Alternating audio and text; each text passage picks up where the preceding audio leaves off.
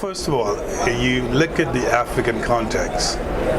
It is extremely important for us that the message is loud and clear that adaptation, mitigation, and resilience, the two of them combined, are extremely important. I think in the case of Africa, even though we pollute less, we're nevertheless dealing with the impact of climate change. So therefore, resilience is a very important step for Africa because it allows us to protect a number of vulnerable communities across the continent who are affected by the effect of climate change, whether it's drought or tropical cyclone, as well as in flood.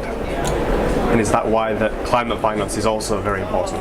Absolutely. We need to provide the resources that's actually required to help Africans, if they decide to transfer the risk they're exposed to when it comes to climate change, to the insurance market so they can mobilize resources and be able to actually support the vulnerable communities as well. But also, when Africans want to invest in adaptation, they also need financial resources. I think the commitment that's been made here is going to go a long way in helping Africa to meet the investment required to adapt to the impact of climate change and eventually also to the mitigation investments required. So again, there's a general consensus. The only way you can be impactful by addressing the three things at the same time, and we can multitask as we go along. So what kind of finance mechanisms is your organisation implementing to unlock climate finance? In our case, what's important, we're very much an advocate, what we call risk transfer. In other words, when African countries actually have a visibility on the risk profile vis-a-vis climate change, they have two options. They can actually retain the risk by making sure their own national budget within the government can actually take care of that risk if it occurs. But they also have the choice to actually transfer the risk to the insurance market, and that's where we come in.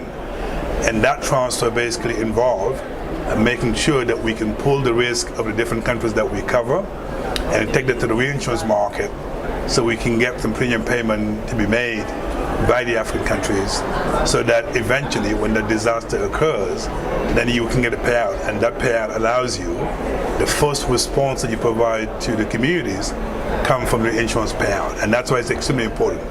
Now the challenge that we face in Africa is the affordability and the accessibility and the availability to premium financing, and that's the reason why we've been saying by providing the right subsidies, you can actually allow African countries to afford the premium finances, build the culture of disaster risk transfer, and eventually they will pay their own way. And that's when you can claim success, that actually disaster risk management and financing works for Africa.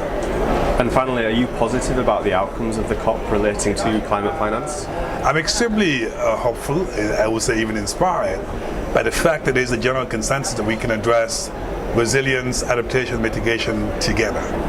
Not necessarily the same speed, but as far as Africa is concerned, I think we made the message loud and clear in a different intervention that we need to also make sure that resources are allocated to both resilience and adaptation so we can support Africa to get access to the resources they require in order to be able to actually make sure that the negative impact of climate change in Africa does not affect the vulnerable communities going forward. So I'm walking away from here being extremely hopeful that we can put to action some of the commitments made over here so that Africa can be active resilient as a continent.